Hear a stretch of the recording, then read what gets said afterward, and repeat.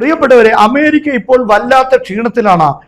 American president Donald Trump ഇപ്പോൾ അമേരിക്കയെ കൊണ്ടെത്തിച്ചിരിക്കുന്നത് അഗാധ ഗർത്തത്തിലേക്കാണ്. നിങ്ങൾ ആലോചിച്ച് നോക്കൂ, യുദ്ധം ആരംഭിച്ചിട്ട് 48 മണിക്കൂർ കഴിയുന്നേ ഉള്ളൂ. ഇപ്പോൾ തന്നെ അമേരിക്കക്ക് പ്രതിരോധ സംവിധാനങ്ങളിൽ വലിയ രൂപത്തിലുള്ള പ്രതിസന്ധി ഉണ്ടായി എന്ന് വാർത്ത വരുന്നു. ഇത് ഞാൻ വെറുതെ തള്ളുകയാണ്, മറയ്ക്കുകയാണ് എന്നൊന്നും നിങ്ങൾ വിചാരിക്കരുത്. ലം യമർ റസിബാസനാസത്തി അയ്യാം, ഏകദേശം 3 ദിവസമാണല്ലോ യുദ്ധം തുടങ്ങിയിട്ടായിട്ടുള്ളൂ.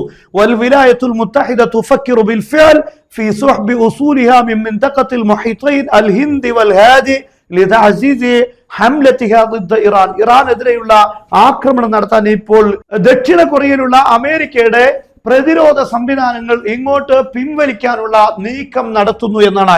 ഇത് വെറുതെ പറയല്ല. കൊറിയയുടെ ഷൂഷുൻ ഡയലി എന്ന് അറിയപ്പെടുന്ന പത്രമാണ് ഇത് റിപ്പോർട്ട് ചെയ്യുന്നത്. പത്രം പറയുന്നത് ഇങ്ങനെയാണ്: തുദരിസുൽ വിലായത്തുൽ മുത്തഹിദ നഖല അൻദിമത്തി ദിഫാഇൽ ജവി വഗൈരിഹാ മിനൽ ഉസൂലിൽ അസ്കരിയ മിൻ കൊറിയൽ ജനൂബിയ ഇല ശർഖിൽ ഔസത്ത് വസ്ത സിറാഇൽ മുസ്തമിറി മഅ ഇറാൻ. ഇറാനോടൊപ്പം വലിയ രൂപത്തിലുള്ള ആക്രമണം നടക്കുന്ന സാഹചര്യത്തിൽ കൊറിയയിൽ നിന്നും അമേരിക്കയുടെ സൈനിക സാമഗ്രികൾ പിൻവലിക്കാനുള്ള ശ്രമം നടത്തുന്നു എന്നാണ്. യഥാർത്ഥത്തിൽ അപ്പുറത്ത് ഉത്തര കൊറിയയുടെ ഭീഷണി ദക്ഷിണ കൊറിയ നേരിട്ടുകൊണ്ടിരിക്കുകയാണ്. അതിനുവേണ്ടിയാണ് ഈ യുദ്ധ സംവിധാനങ്ങളെല്ലാം അവിടെ എത്തിച്ചത്. ഇപ്പോൾ അതെല്ലാം ഇസ്രായേലിന് വേണ്ടി, ഇസ്രായേലിന്റെ സുരക്ഷയ്ക്ക് വേണ്ടി പിൻവലിക്കുകയാണ്. അമേരിക്ക ഒന്നാമത് എന്ന് പറഞ്ഞിരുന്ന ട്രംപ് ഇപ്പോൾ ഇസ്രായേൽ ഒന്നാമത് എന്ന തലങ്ങളിലേക്ക് എത്തിയിരിക്കുകയാണ്. ഒരുപക്ഷെ നിങ്ങൾ ചിന്തിക്കും, അങ്ങനെ അമേരിക്ക ഇത്രയും വലിയ സംവിധാനങ്ങളുള്ള ലോകത്തെ ഏറ്റവും വലിയ പവറായ അമേരിക്കക്ക് പ്രതിരോധ സംവിധാനങ്ങൾ ഇത്ര കുറവുണ്ടാകുമോ എന്ന്. എന്നാൽ അത് സെക്രട്ടറി തന്നെ പറയട്ടെ. അമേരിക്കൻ സെക്രട്ടറി തന്നെ ആ കാര്യങ്ങൾ വളരെ വ്യക്തമായി പറയുന്നുണ്ട്. നിങ്ങൾക്ക് ഈ വീഡിയോയിൽ കേട്ടാൽ കൃത്യമായി മനസ്സിലാകും. Over 100 of these missiles a month.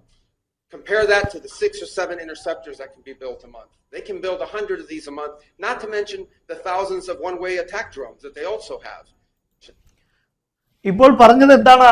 Iran ഒരു മാസം 100 ബാലിസ്റ്റിക് മിസൈൽ ചുരുങ്ങിയത് ഉണ്ടാക്കുന്നു എന്നാണ്. അതേ സമയത്ത് നമ്മൾ അതിനെ പ്രതിരോധിക്കാൻ ഉണ്ടാക്കുന്നത് ഒരു മാസത്തിൽ 6-7 മിസൈലുകൾ മാത്രമാണ് എന്നാണ്. അത് പ്രതിരോധിക്കുന്ന മിസൈലുകൾ അമേരിക്കയുടെ ഉൽപാദനക്ഷമതയിൽ വളരെ കുറവുണ്ട്. പക്ഷെ അല്ലെങ്കിൽ അത്രയും അത് സാധിക്കുകയുള്ളൂ. 6-7 മിസൈലുകളാണ് അമേരിക്ക ഓരോ മാസവും ഇത് നിർമ്മിച്ചുകൊണ്ടിരിക്കുന്നത്.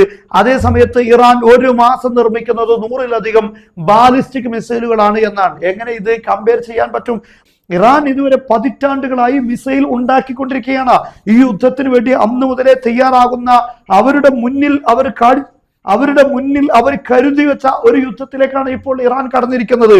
അതുകൊണ്ട് തന്നെയാണ് ഇറാൻ പറയുന്നത് ലിമിറ്റഡ് അറ്റാക്ക് ഉണ്ടാവുകയില്ല, ഇത് വ്യാപകമായ പ്രവിശ്യയിൽ നീണ്ടു നിൽക്കുന്ന യുദ്ധമായിരിക്കും.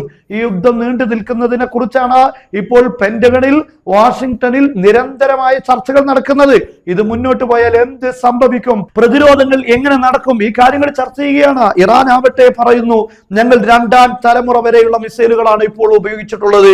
ഇനി 3, 4, 5, 6 തലമുറകളിലുള്ള മിസൈലുകൾ ഇപ്പോഴും അവരുടെ സ്റ്റോറേജുകളിൽ നിലനിൽക്കുകയാണ്. അതൊന്നും പുറത്തെടുത്തിട്ടില്ല എന്നാണ്.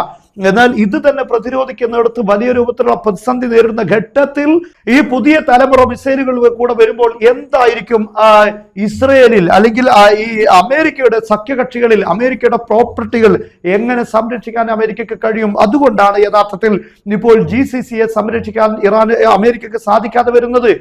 സൗദി അറേബ്യയും UAE തുടങ്ങിയ രാഷ്ട്രങ്ങളിൽ അമേരിക്കയുടെ പ്രോപ്പർട്ടികൾക്ക് നേരെ ഇപ്പോൾ നോക്കൂ നിങ്ങൾ, സൗദി അറേബ്യയിലുള്ള അമേരിക്കൻ എംബസിക്ക് നേരെയാണ് ആക്രമണം ഉണ്ടായിരിക്കുന്നത്. കഴിഞ്ഞ ദിവസം കുവൈത്തിലുള്ള അമേരിക്കൻ എംബസിക്ക് നേരെ ആക്രമണമുണ്ടായി. ഇതൊന്നും തടുക്കാൻ കഴിയാത്ത രീതിയിൽ UAE നടക്കുന്ന ആക്രമണങ്ങൾ അമേരിക്കൻ മുതലാളിമാരുടെ പ്രോപ്പർട്ടികളാണ്. അതിന് നേരെയാണ് ഇറാൻ ആക്രമണം നടത്തുന്നത്. പക്ഷേ സംരക്ഷിക്കാൻ കഴിയാത്ത ഒരു ദാരുണമായ സാഹചര്യത്തിലേക്ക് അമേരിക്ക മാറുന്നു. മാത്രമല്ല, ഇപ്പോൾ അമേരിക്ക ചിന്തിച്ചുകൊണ്ടിരിക്കുന്നത് എങ്ങനെ ഇസ്രയേലിനെ സംരക്ഷിക്കാമെന്നതാണ്.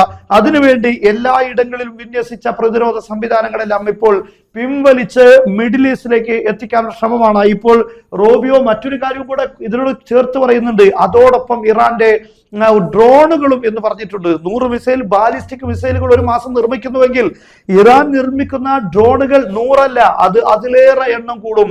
ഇതിനെ എല്ലാം പ്രതിരോധിക്കാൻ അമേരിക്കയ്ക്ക് വേണ്ടത്, അമേരിക്ക ഉണ്ടാക്കുന്നത് ഒരു മാസത്തിൽ 6 or 7 ഡിഫൻസ് സിസ്റ്റങ്ങളിൽ ഉപയോഗിക്കുന്ന മിസൈലുകളാണ് എന്ന് പറഞ്ഞുകൊണ്ട് കൈമലർത്തുകയാണ്. അതുകൊണ്ട് ഇറാൻ ഇനിയും മുന്നോട്ട് പോയാൽ നമുക്ക് പിടിക്കാൻ കഴിയില്ല. അതുകൊണ്ട് ഇപ്പോൾ പിടിച്ചേ മതിയാകൂ. അമേരിക്കയുടെ സംരക്ഷണത്തിന് വേണ്ടിയാണ്, ഇത് അമേരിക്കക്കാരെ ബോധ്യപ്പെടുത്താൻ വേണ്ടിയാണ് ഇപ്പോൾ റൂബിയോ സെക്രട്ടറി ഈ കാര്യങ്ങൾ പറഞ്ഞുകൊണ്ടിരിക്കുന്നത്. യഥാർത്ഥത്തിൽ അമേരിക്ക ഇപ്പോൾ ചെന്ന് വീണിരിക്കുന്നത് ഒരു വലിയ ഗർത്തത്തിലേക്കാണ്. ഒരു ലിമിറ്റഡ് അറ്റാക്ക് നടത്തി അവിടെ പ്രതിഷേധവും ഉണ്ടാക്കി അങ്ങനെ ഭരണം അട്ടിമറിക്കുക എന്ന സ്വപ്നം കണ്ടുവന്ന ട്രംപിന് ഇപ്പോഴുണ്ടായിരിക്കുന്നത് വലിയ രൂപത്തിലുള്ള തിരിച്ചടിയാണ്. എന്നാൽ ട്രംപ് സ്വപ്നം കണ്ട ഒരു കാര്യവും ഇറാനിൽ നടന്നിട്ടില്ല. അവിടെയുള്ള ഖാംനയെ കൊന്നു എന്ന് ശരിയാണ്, കൊല്ലുന്നതോടുകൂടെ അവിടെ ഭരണം അട്ടിമറിക്കപ്പെടും, ലീഡേഴ്സിനെ എല്ലാം കൊന്നുകളയും അതായിരുന്നു അമേരിക്കയുടെ പ്ലാൻ. അത് വിജയിച്ചിട്ടില്ല. അവരുടെ മുൻനിരയിലുള്ള സൈനിക ലീഡേഴ്സിനെയും പൊളിറ്റിക്കൽ ലീഡേഴ്സിനെയും ഒന്നാകെ കൊന്നുകളയുക, എന്നിട്ട് ആളുകളെ തെരുവിലേക്ക് ഇറക്കുക, പ്രതിഷേധം, അങ്ങനെ ഭരണം അട്ടിമറിക്കുക എന്നതായിരുന്നു. എന്നാൽ ഏതാനും 2 or 3 ആളുകൾ കൊല ചെയ്യപ്പെടുന്നു ലീഡേഴ്സിൽ. അവർക്ക് ഏകദേശം മണിക്കൂറുകൾ കഴിയുമ്പോൾ തന്നെ പ്രതിനിധികളെ ഇറാൻ നിയോഗിക്കുകയാണ്, യുദ്ധം കണ്ടിന്യൂ ചെയ്യുകയാണ്.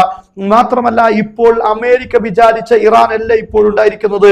തിരിച്ചടിക്കൂ, ഒരിക്കലും ചർച്ച അരുത് എന്ന് പറയുന്ന പ്രതിഷേധ പ്രകടനങ്ങളാണ് ഇപ്പോൾ അമേരിക്കക്കെതിരെ ഇറാന്റെ തെരുവോരങ്ങളിൽ ജനലക്ഷങ്ങൾ ഒഴുകിക്കൊണ്ട് നടന്നുകൊണ്ടിരിക്കുന്നത്. യഥാർത്ഥത്തിൽ അമേരിക്ക കരുതിയിരുന്നത് ഭരണകൂടത്തിനെതിരെയുള്ള പ്രതിഷേധങ്ങൾ ഇറാന്റെ നഗരങ്ങളെ കീഴടക്കുമെന്നായിരുന്നു. പക്ഷെ അങ്ങനെയല്ല ഉണ്ടായത്. ബഹ്ലവി അവിടെ നിന്ന് യുദ്ധം ആരംഭിച്ച് നിങ്ങൾക്കിതാ സഹായം എത്തിയിരിക്കുന്നു, പ്രതിഷേധക്കാരോട് സഹായം വരുന്നുണ്ട്, വഴിയെ വരുന്നുണ്ട് എന്ന് അമേരിക്കൻ പ്രസിഡന്റ് ട്രംപ് പറഞ്ഞിരുന്നു.